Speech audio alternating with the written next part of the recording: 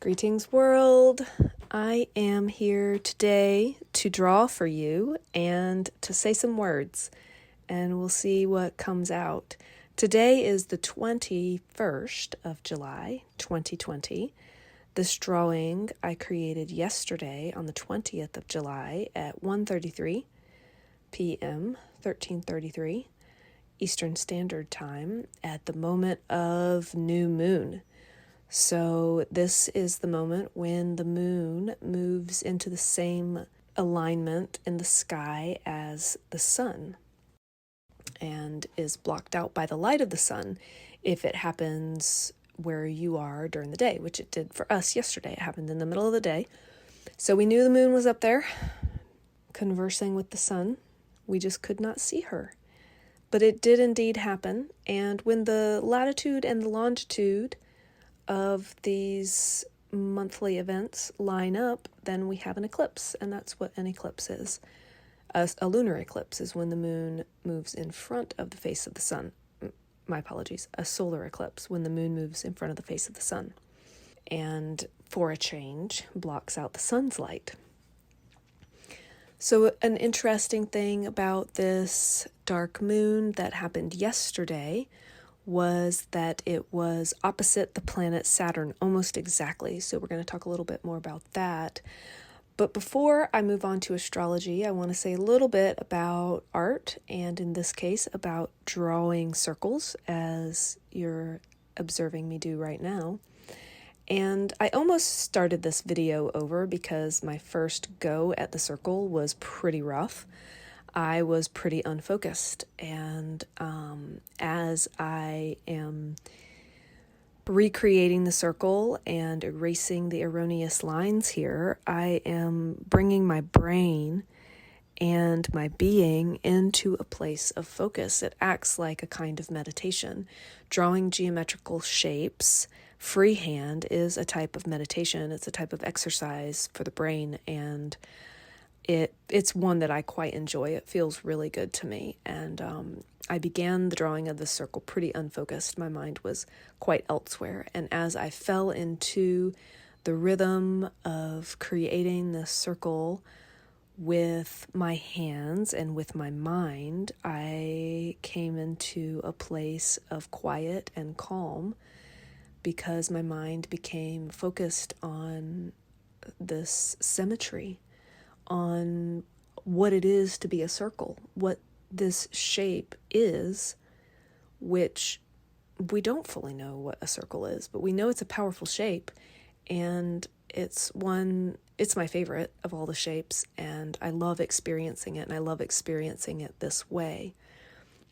So I decided, because this is something that is so very much a part of my creative process, starting with the free-handed circle, I decided that I rather liked how this one didn't start off good, and that I could talk a little bit about the process of drawing circles and what that does for me and the way that it calms me. And it's interesting that in a way I could say that that's how I came to my artistic expression in the earth.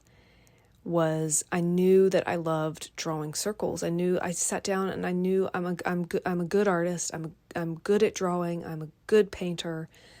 I want to do this in the earth because it's the thing that I'm best at. But what do I want to draw? What do I want to paint? I can paint anything. And I went with my desire, which instantly into my mind came, I just like drawing circles. And so I started drawing circles, and this was in my 30s. I started drawing circles and very quickly discovered what I wanted to put in those circles, which was the astrological chart. And I've also, alongside that, and it's not unrelated, played with freehanding sacred geometry, which the movement of the planets, that's one of the most marvelous things about the movement of the planets, and I believe speaks to why astrology, quote unquote, works, is the precise and beautiful geometric patterns that the movement of the planets around the sun creates.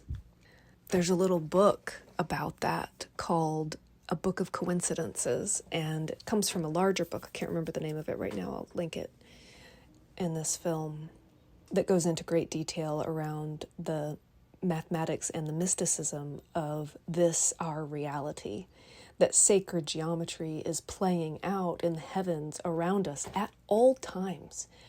And so then we know it's also playing out in the microcosm around us at all times. And it's the power of this observational practice of astrology and astronomy. It's a very beautiful example of that power, and for me, it's the obvious relation with these observational practices to art, which is also an observational practice. So the chart that I am going to draw, the chart that I'm drawing here that you are going to see start to come into being as far as recognizable from any other circle within a circle, is from this new moon yesterday, this dark moon, and its opposition to Saturn. Now, there were a lot of other aspects happening at the time that I do not indicate on this chart because I want to teach this concept, which is very complex. And in order to simplify it, I am going to be rendering a chart with only two aspects, because there are several concepts that I want to talk about right here. One is, what is an aspect? And two, what does an aspect right now, that is happening right now, have to do with me? And that is the chart that I am drawing. That is what I'm aiming to communicate with the chart that I'm drawing is, one, what is an aspect? Two, what does that aspect that is occurring right now have to do with me? An aspect, simply put, is a relationship between two planets. If two planets are in the same place in the sky, like the moon and the sun were yesterday, then that aspect, that relationship, is called a conjunction. If two planets are opposite each other, like the sun and the moon was opposite Saturn yesterday, then that relationship, that aspect, is called an opposition. And we're only going to talk about those two aspects. But I like thinking about aspects in terms of spatial relationships with people. So you can think of the sun and the moon as the moon is sitting on the sun's lap. They are just as close as you can get. And Saturn, which is opposite the sun and the moon, they're sitting across from each other at the table. What does it feel like to sit in someone's lap, or to have someone sit in your lap? And what does it feel like to have someone sit across from you? Very, very different. And those feelings, those tonal characteristics come through in the atmosphere of our existence here when the planets make these relationships with each other. So when you're looking at this chart and you see the circle and you see all the lines going through the circle, in the middle of the circle, in the very center of the circle, is the Earth. And more specifically, in the center of the circle is the location from which the astrological chart has been cast.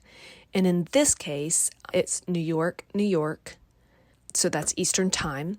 And that is a latitude, just in case you're curious, of 74 west, 40.42 north by 4 degrees west. And if you're drawing a mundane chart, you can either draw it from where you are, or sometimes people will draw it from standard places in the world, like Greenwich, England, or if you're in the United States, it's somewhat standard to choose New York or LA if you're on the East Coast or the West Coast, just to be in that time zone relevant to anybody else that you may be speaking with. So this chart is New York, New York, and then I'm going to superimpose on top of it an aspect that happened at the moment of my birth. And then you'll see how these planets are relating to one another. And so what does an aspect that the planets are making right now have anything to do with when I was born? That was decades ago when I was born. Well, if you think about the life of a planet, it was just a second ago. It was not decades ago. It was seconds ago. As we know, time and space are interrelated and they change. And so the planets are experiencing time very differently than we are experiencing time. And being the ancient beings that they are, several decades of a human life is somewhat irrelevant of a planet. And in my imagination, I see these aspects playing out between the planets over time, and that each time an aspect comes into being, it rings out like a sound. There is a frequency associated with shape, right?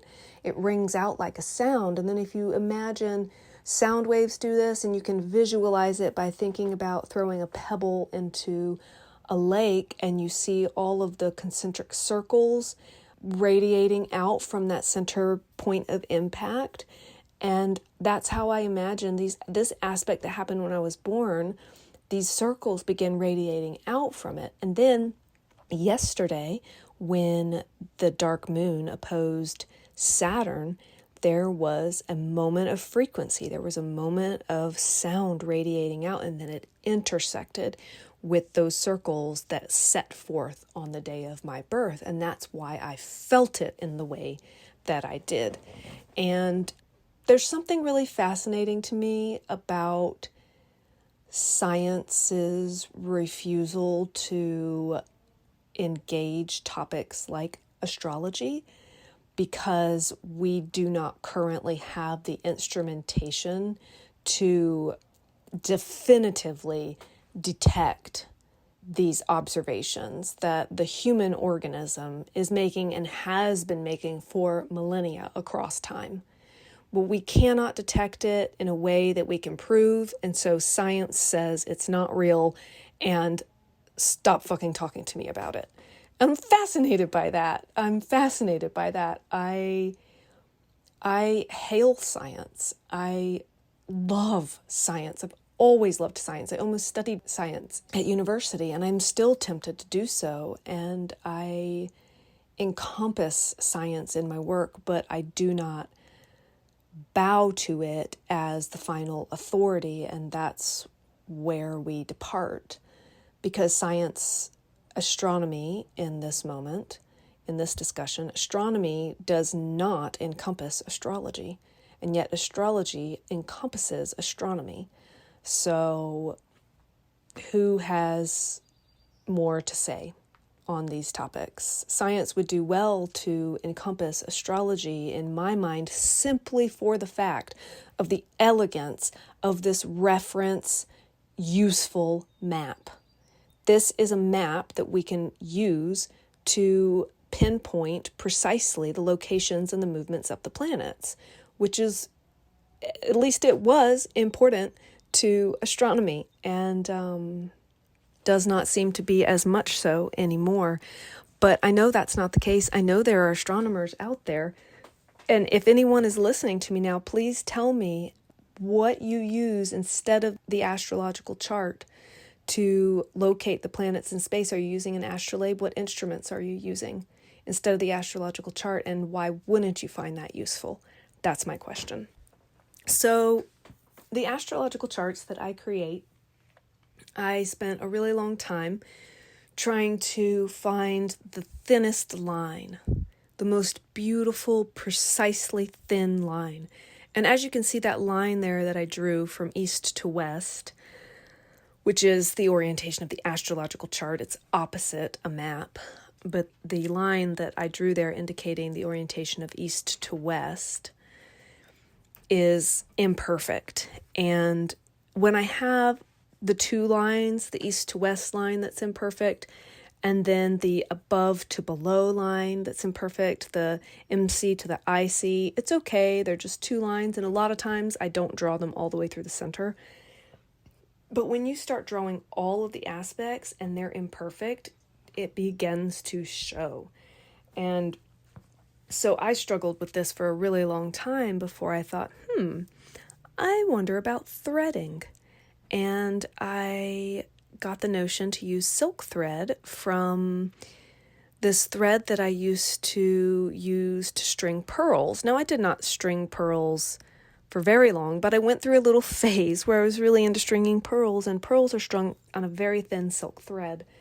And I decided not to use that thread. I found a more plain and thinner thread that is silk that I now use to sew the aspects into my astrological charts, and the lines are perfect.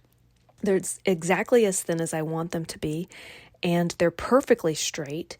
And then it brings this mixed media element to my art. And not only that, it's exactly reflective of my experience with astrology and as a creature who consciously makes observational point to pay attention to the movement of the planets and how I am or may be experiencing those movements.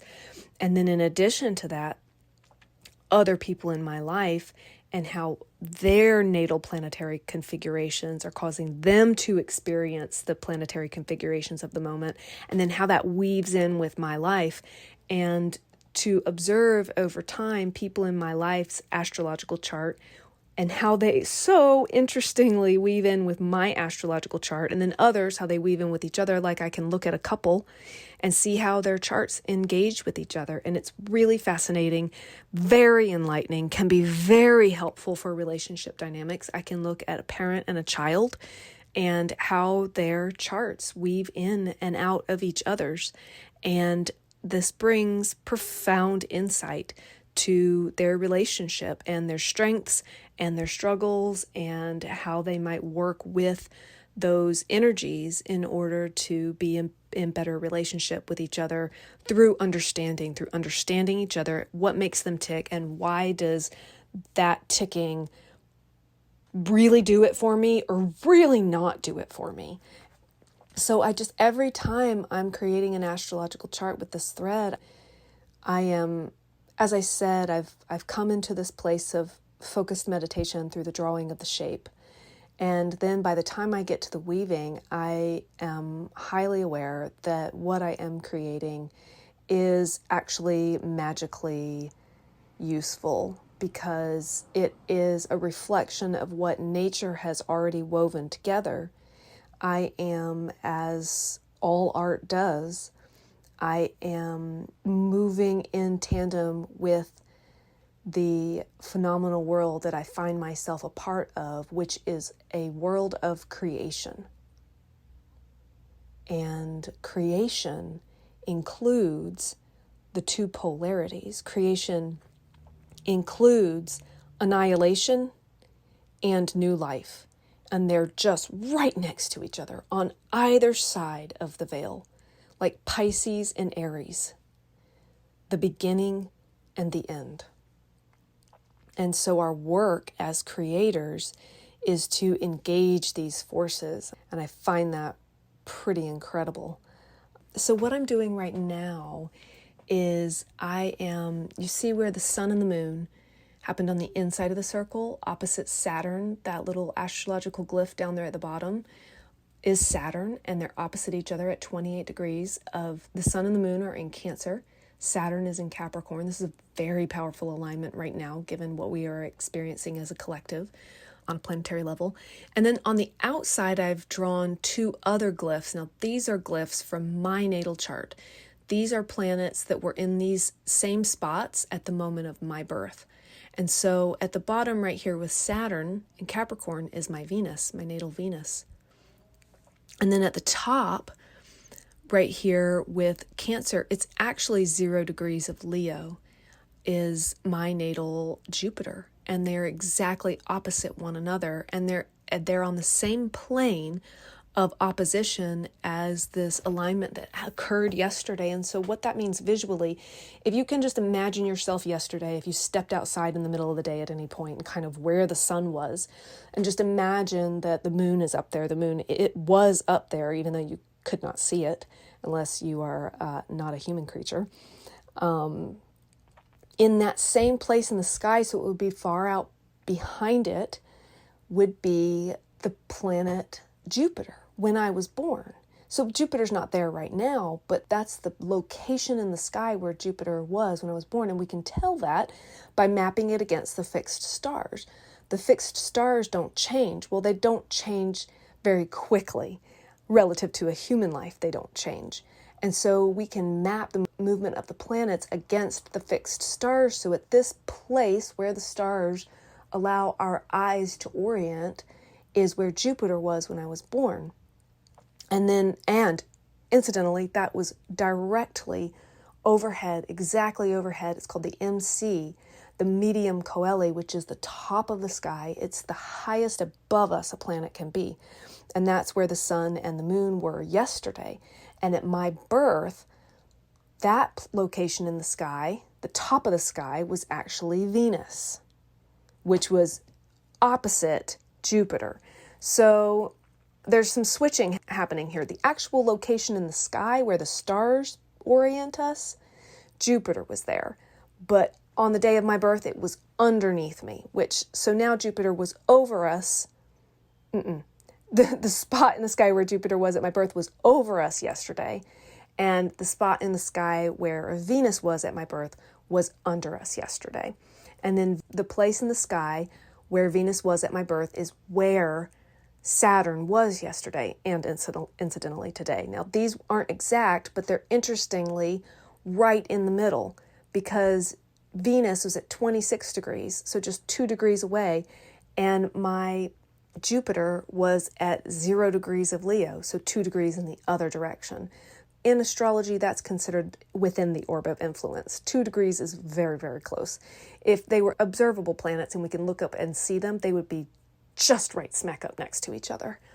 So these are very, very close. They're considered conjunct by all astrologers. Some astrologers have larger spheres of influence than that, but pretty much everyone agrees on 3 degrees, and we were at 2 degrees yesterday. So this is a very close alignment for me, and I felt it. Let me tell you what.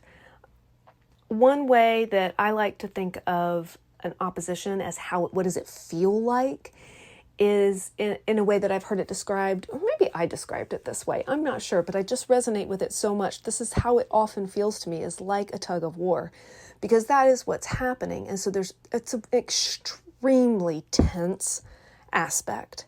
So Earth is in the middle, and the sun and the moon you're standing on the Earth, the sun and the moon have a hold of your right hand, and they're pulling it in that direction.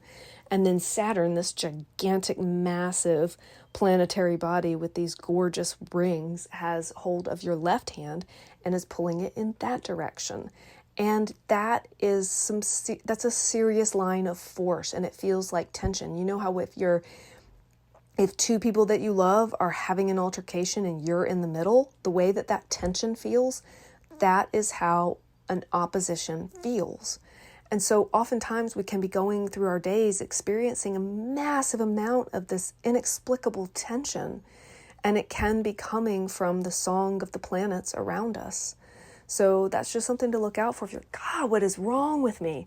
And you can look at your astrological chart and go, oh, okay, I see. And then when you see it and when you know what's going on, then you can begin to ask the question, well, what other energies, what other powers are at play here, and what can I do with this, rather than just be in a grumbly mood and go stick your head under the covers, or go have a drink, or go freakishly exercise, which is what I often like to do these days just to get it out of my system. Instead of doing that, we can look at the powers at play and say, how can I use this?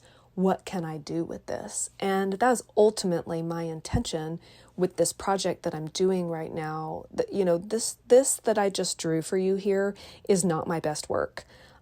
If it wasn't for the power of the moment in which I drew it and the action of moving this that I want to be in my life forward in this moment where it was extremely powerful for me personally, given my natal planetary placements, I would have redrawn it. I would have made it better. but that wouldn't have the same power as the original. And oftentimes we can experience a similar phenomena in our own lives. If you say something to somebody, they're listening and you are expressing what's going on with you, and you say something in the moment that you're feeling it and you're getting it off your chest and you're finally putting it to words, and it just comes out brilliantly. And then you go, oh man, I want to go write that down. That was so good. And then you try and write it down. And the second time you try to express yourself, it's just not the same. So there's good art, and then there's also living art. And the best art is when we're able to bring those two things together. And I wouldn't call what I have drawn right here quite yet good art, not to my standards, but this is living art. This is what I want to be doing. I want to be putting something alive into the world that came in the moment, that is fresh and new and original and never happened before, will never happen again. And for it to be able to be perceived and felt by others, that is what I'm after. And that's what this is about, this particular project of mine. So I am looking forward to doing more of these and to sharing more of these. My plan is to do it on the next full moon. And thank you so much for your attention and for taking this in. And I look forward to meeting with you on this plane again. Thank you so much.